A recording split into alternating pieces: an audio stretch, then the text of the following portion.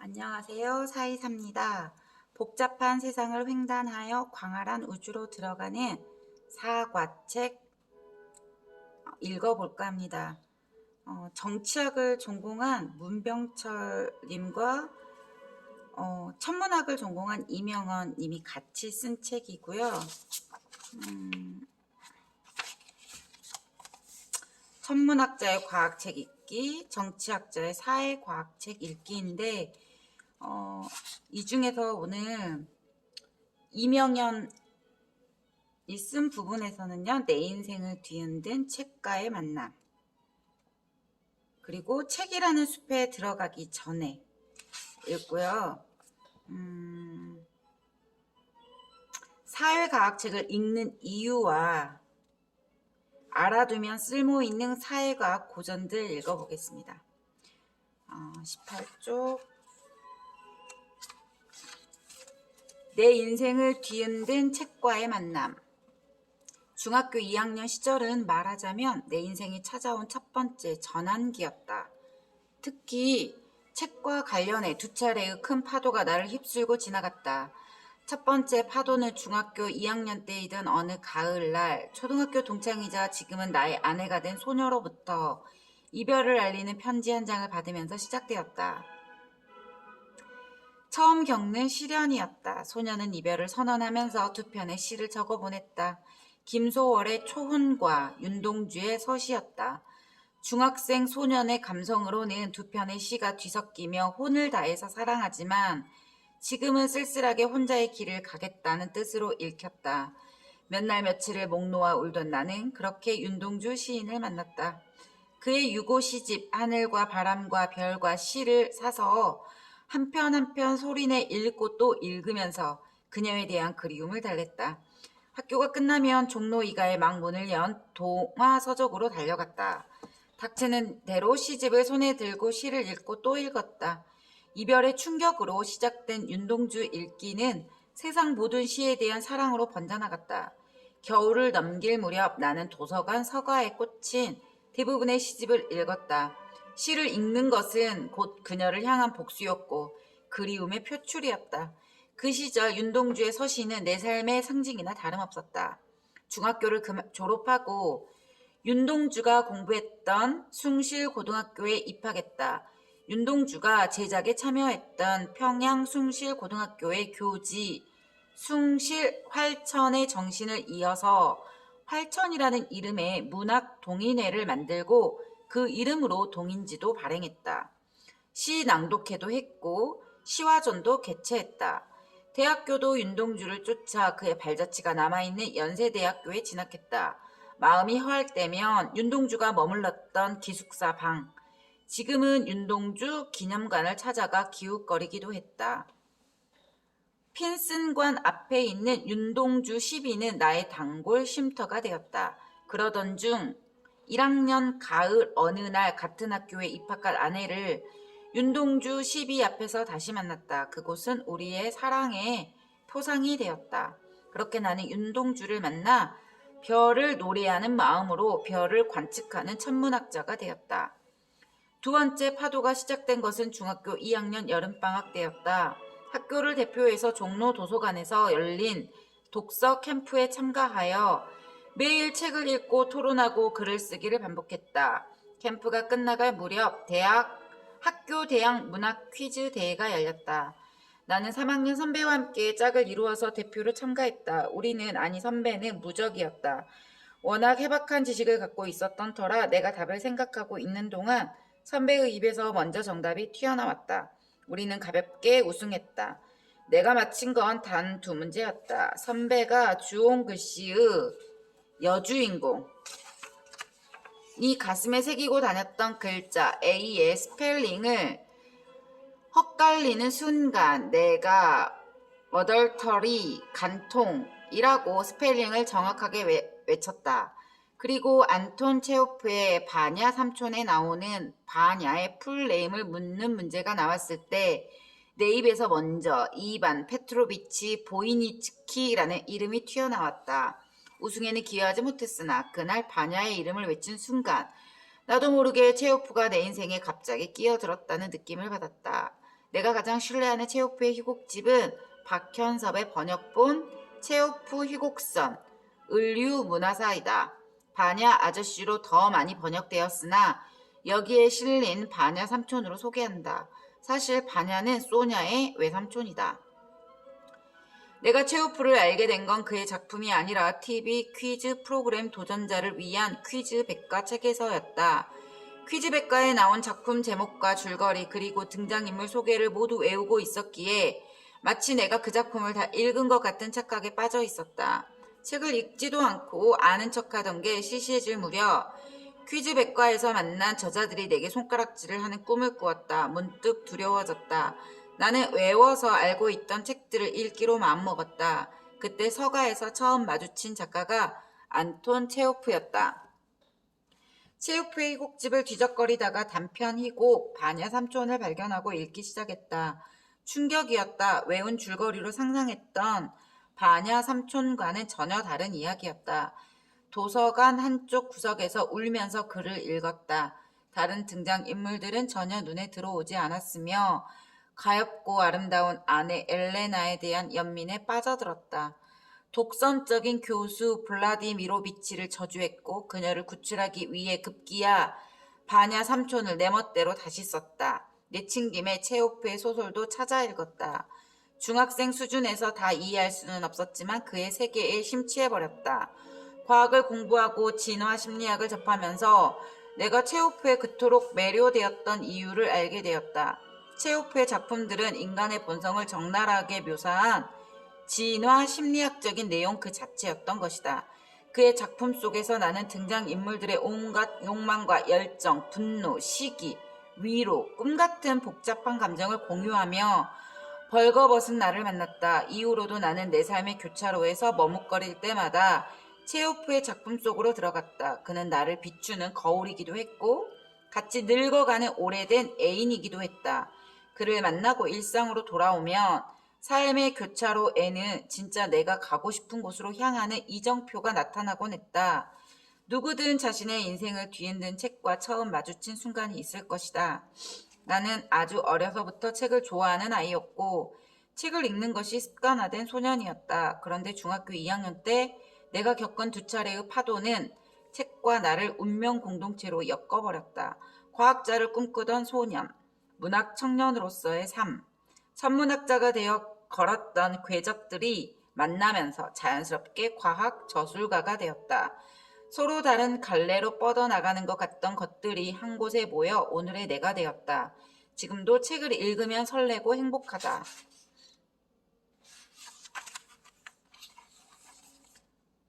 과학책의 문턱을 넘는 방법 중에서 책이라는 숲에 들어가기 전에를 읽는다고 했는데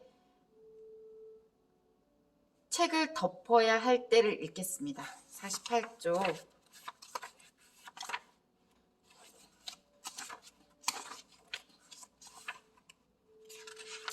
책을 덮어야 할 때. 과학책을 읽다 보면 당혹스러울 때가 있다. 과학적인 내용에는 익숙하다고 하더라도 과학이 사회에 미치는 영향에 대한 평가나 앞으로의 전망에 대한 예측에 동의가 안 될 때가 있다. 자신의 종교 교리와 상반되는 내용이 불편할 수도 있고 오랜 신념과 배치되어 불쾌할 수도 있다. 과학책의 저자들이 하나같이 같은 과학적 목소리를 내는 것은 아니다. 하지만 과학이 갖고 있는 전반적인 컨센서스, 전문가들의 일치된 합의가 있고 패러다임이 있다. 강론에서 차이는 있어도 결국 과학책은 큰 흐름 속에서는 같은 방향을 바라본다. 다양한 생명현상을 설명하는데 서로 다른 해석이 있을 수 있겠지만 그 바탕에는 반드시 진화론이 있어야 한다는 뜻이다. 또한 거대한 담론에 대해 상반된 주장을 담은 과학책이 있다고 하더라도 그 역시 과학이라는 틀 안에서 벌어지는 일이다. 우주의 기원을 설명하는 서로 다른 이론들이 있지만 반드시 수학적 완결성을 갖추어야만 과학적 이론의 지위를 얻을 수 있다는 얘기다. 이런 패러다임이 자신의 생각과 달라서 너무 괴롭다면 당장 그 책을 덮어버리는 게 낫다.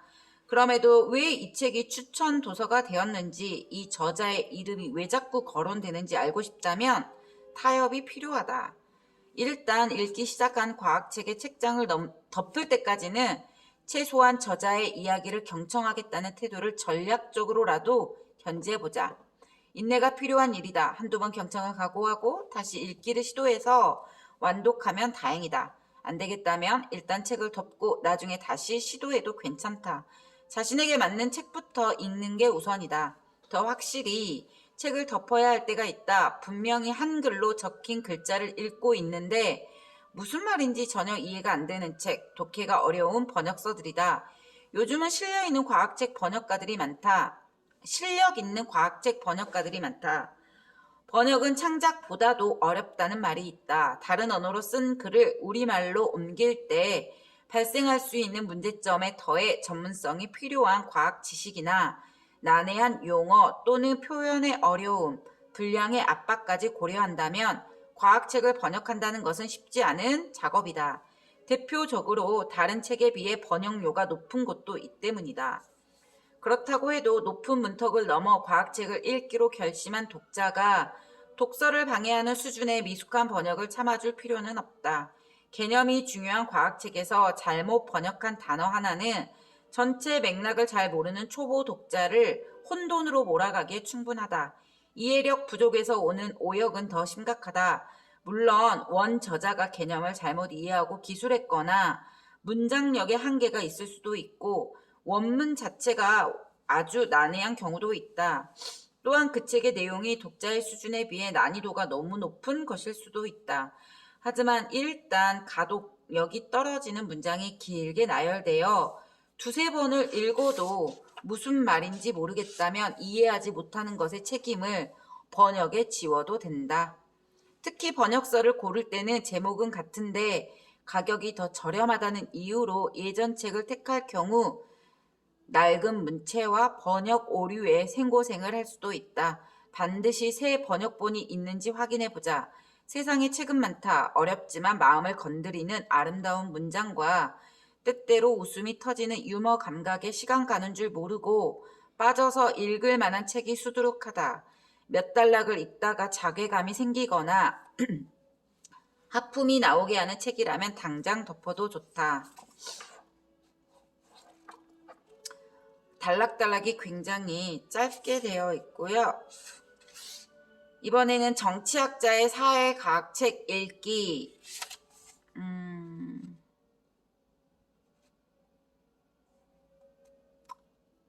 아까 읽겠다고 했던 부분을 잊어버려서 사회과학책을 읽는 이유 106쪽을 읽겠습니다.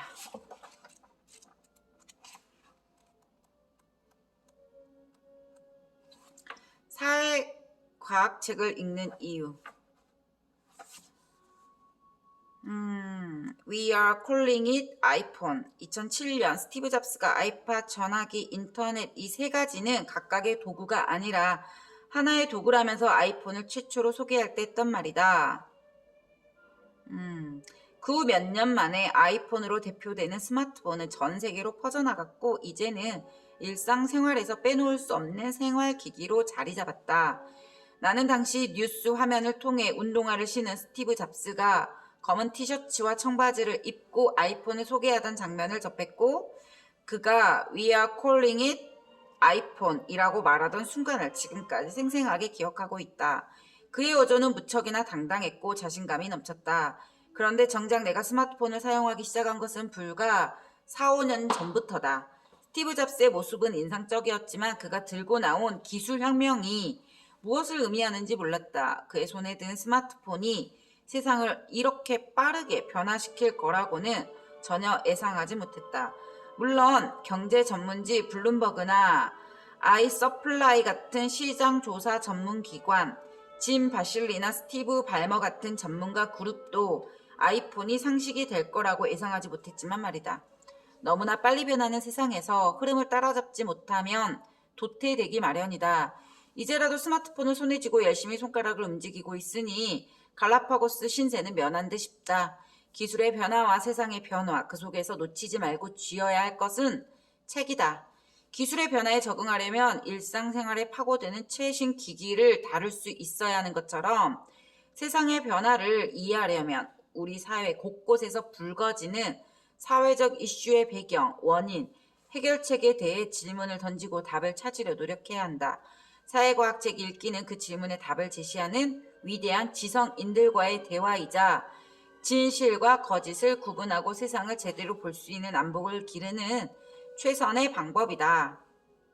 사회과학이 자연과학과 다른 것.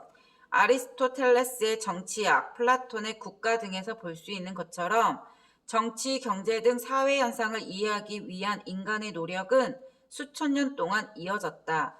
17세기 자연과학의 발전은 실험과 관찰을 통한 검증이라는 과학적 연구 방법을 정립시켰다. 인간의 이성에 대한 믿음을 일깨운 18세기 계몽주의는 인간 사회에 관한 연구 역시 체험과 관찰에 기반한 과학적 방법에 기초해야 한다고 믿었다. 이로부터 사회과학이라는 독립된 학문체계가 발달하게 되었다. 사회과학이란 우리가 사는 사회에서 벌어지고 있는 다양한 현상들, 즉 정치, 경제, 행정, 외교 등 사회 모든 분야에서 일어나는 현상들을 자연현상을 연구하는 것처럼 과학적으로 분석하는 방법이라고 말할 수 있다. 분과 학문으로 나누어 보자면 정치학, 경제학, 사회학 등이 사회과학의 핵심 영역에 해당하며 행정학, 경영학 등도 사회과학에 포함된다. 경제학은 시장경제의 작동 원리는 무엇이며 경제위기는 왜 발생하는지, 그리고 위기를 극복하기 위한 처방은 어떠해야 하는지에 관해 연구한다. 정치학은 국가 권력의 원천이 무엇이며 대의민주주의의 효용과 한계는 무엇인지, 유권자의 표심은 무엇에 의해 영향을 받는지 등에 관해 연구한다. 사회학의 영역에서는 부의 효율적 재분배, 사회적 불평등 완화 방안 등에 주목한다. 행정학은 바람직한 국가 경영을 위해 정부와 공공기관이 하는 역할에 관심을 기울이고, 경영학은 마케팅, 조직 인사, 생산관리, 재무관리 등 기업 경영에 대한 지식을 다룬다. 사회과학이 과학적 방법을 사용한다고 해서 자연과학이 사과가 떨어지는 것을 관찰하고 중력의 법칙을 발견하듯 사회과학도 사회법칙을 발견하는 학문이라는 뜻은 아니다. 실험과 관찰이라는 자연과학의 방법으로 사회현상을 설명하기에는 한계가 있다. 자연현상과 달리 인간의 행동에는 목적이 있기 마련이고 사회현상을 분석할 때도 가치 판단이 개입하기 때문이다. 사회과학에서 말하는 과학적 방법이란 사회현상을 최대한 객관적으로 분석하기 위한 접근법 정도로 이해하면 된다. 예를 들어 19세기 이탈리아의 경제학자이자 사회학자였던 빌 프레도 파레토는 당시 유럽 인구와 부의 분포를 통계적으로 분석해서 상위 20%의 사람이 전체 부의 80%를 차지한다는 결과를 제시했다. 파레토 법칙이라고 이름 붙여진 80대 20의 비율은 이후 다양한 영역에서 활용되었는데 마케팅 영역에서는 상위 20%의 고객이 매출의 80%를 차지한다는 분석에 사용된다. 이 외에 통화한 사람 중 자주 통화하는 20%와의 통화 시간이 전체 통화 시간의 80%를 차지한다거나 즐겨 입는 옷의 80%는 옷장에 걸린 옷의 20%에 불과하며 20%의 운전자가 전체 교통 위반의 80% 정도를 저지른다는 등 재미있으면서도 유의미한 통계 분석도 있다. 이 책의 단락들이 아주 짧아서 관심 있는 부분만 찾아 읽어도 될 것 같아요. 124쪽 알아두면 쓸모있는 사회과학 고전들을 읽어보겠습니다. 124쪽. 책이 두껍거나 어렵지는 않고요. 단락들도 아주 짧게 나뉘어져 있어서 읽기는 편할 것 같아요. 알아두면 쓸모있는 사회과학 고전들. 사회과학이 독자적인 학문 분과로 자리잡기 시작한 것은 근대 이후이므로 2000년 전으로 거슬러 올라가는 동양 철학 고전이나 서양 철학 고전과 달리 사회과학 고전이라고 일컫는 책들은 기껏해야 200~300년 전으로 돌아가는 정도다. 사회현상의 다양성만큼이나 사회과학의 세부 분야도 다양하기 때문에 사회과학의 모든 분야를 섭렵하기는 어렵다. 우리가 살고 있는 사회의 근간을 이루는 핵심 분야를 꼽아보자면 국가라는 정치 조직과 사회 구성원의 의식주 문제를 담당하는 경제구조, 그리고 사회 구성원들 간의 권리와 의무에 관한 약속을 규율하는 법치 제도 등이 있다. 사회과학 고전들은 주로 핵심 분야에 관한 저술들로 형성되는데 정치와 경제, 법치에 관해 오늘날에는 상식으로 받아들여질 만큼 보편적인 원리와 지혜를 담고 있다. 따라서 사회상의 변화에 따라 국가의 기능과 사회적 규칙에 대해 끊임없이 제기되는 새로운 질문들에 대해서도 흔들림 없는 뿌리의 면모를 보여준다. 대표적인 사회과학 고전으로는 국가가 만들어지는 원리를 통찰한 토머스 홉스의 리바이어던 1651년, 근대 정치 체제의 근간인 삼권 분립의 이론적 기초를 정립한 몽테스키웨의 법의 정신 1748, 최초로 자유방임 시장경제를 주창한 애덤 스미스의 국부론 1776, 19세기 영국 사회의 현실을 배경으로 시민의 자유를 논한 존 스튜어트 밀의 자유론 1859, 자본주의 붕괴의 필연성을 주장함으로써 사회주의 운동의 이론적 토대를 제공한 카를 마르크스의 자본론 1867 등을 꼽을 수 있다. 그런데 사회과학 고전이라는 게 선뜻 펼쳐서 통독하기에는 적잖이 부담스럽다.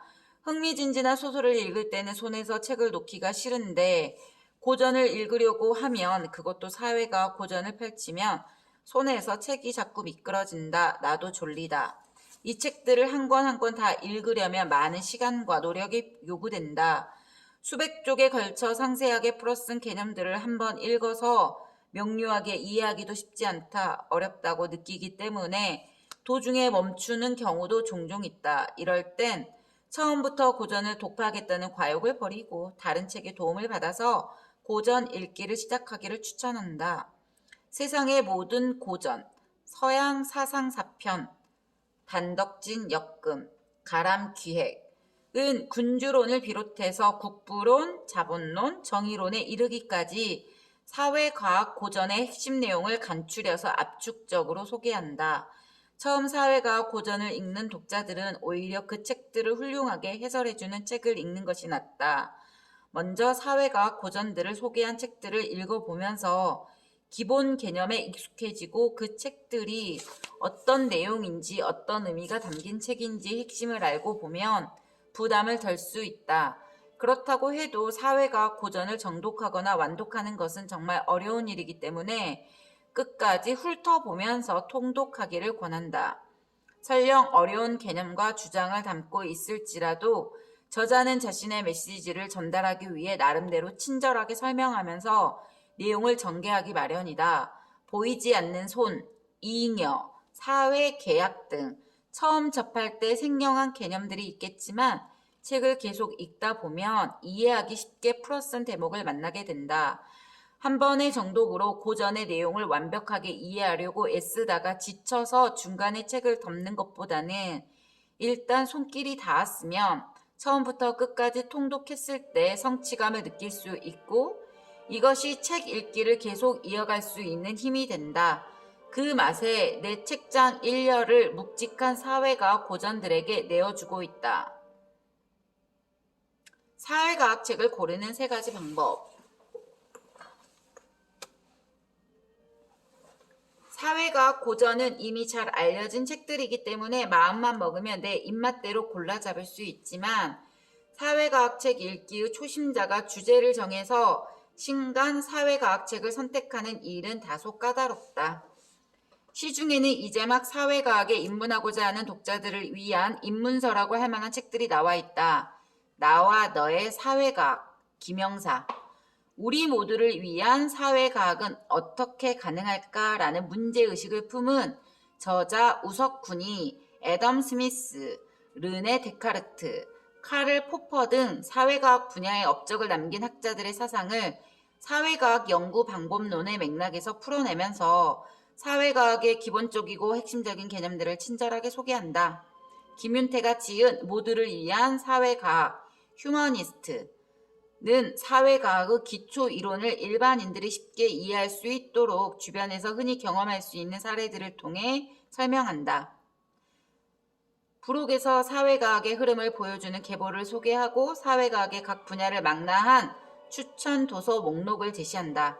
사회과학 책 읽기를 하려면 먼저 책을 골라야 한다. 어떻게 골라야 할까? 첫째, 주제를 정해야 한다. 정치, 경제, 국제 관계 등은 책 읽기의 주제라기에는 너무 광범위하다. 평화, 인권, 기아, 환경 등으로 범위를 좁히는 게 좋다. 인권을 예로 들자면 여성인권, 아동인권 등으로 주제를 세분화할수록 책 고르기가 한결 수월해진다. 둘째, 관심 있는 주제가 정해지면 그 다음은 해당 주제와 관련 있는 도서 목록을 확인한다. 도서 목록을 확인하는 가장 쉬운 방법은 인터넷을 활용하는 것이다. 인터넷 서점에서 주제어를 입력하면 많은 추천 도서를 확인할 수 있다. 주제어 대신 신문이나 방송을 통해 알게 된 해당 분야 전문가의 이름을 검색어로 활용할 수도 있는데 그 전문가의 저서 목록을 살펴보고 읽고 싶은 책을 골라도 된다. 추천 도서의 범위를 압축하려면 관심 있는 주제를 다룬 베스트셀러나 스테디셀러 목록을 살펴보는 것도 좋은 방법이다. 베스트셀러는 우선 접근하기가 쉽고 최신 트렌드를 반영한다는 면에서 장점이 있다. 다만 사회과학책이 베스트셀러에 오르는 경우는 상대적으로 드물다. 만약 베스트셀러에서 사회과학책을 발견한다면 즉시 읽어보는 것이 좋다. 동시대 사람들의 관심을 그 정도로 받는 화제의 책은 뒤처지지 않기 위해서라도 볼만하다. 레이첼 카슨이나 마이클 샌델의 책처럼 10년 이상 꾸준히 독자들의 선택을 받는 스테디셀러는 긴 생명력을 이어가는 나름의 이유가 있다.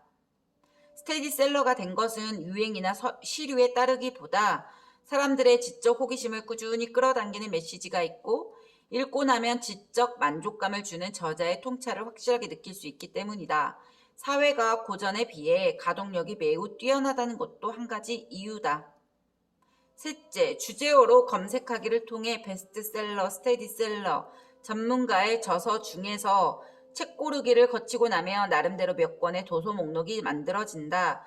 그렇지만 이 단계에서 곧바로 본격적인 책 읽기를 시작하지 말고 한 단계를 더 거치는 게 좋다. 바로 훑어보기다. 이 책은 어떤 책일까? 저자가 이 책을 쓴 이유는 무엇일까? 이 책은 내가 알고 싶어하는 주제를 제대로 다루고 있을까? 등의 궁금증들에 최대한 빨리 답을 찾는 요령이 바로 훑어보기다. 인터넷 서점을 이용하는 경우라면 미리 보기로 차례 서평 등을 살펴볼 수 있다. 책을 한 페이지씩 차근차근 그리고 꼼꼼하게 읽는 것은 훑어보기로 원픽을 정한 후에 시작해도 늦지 않다.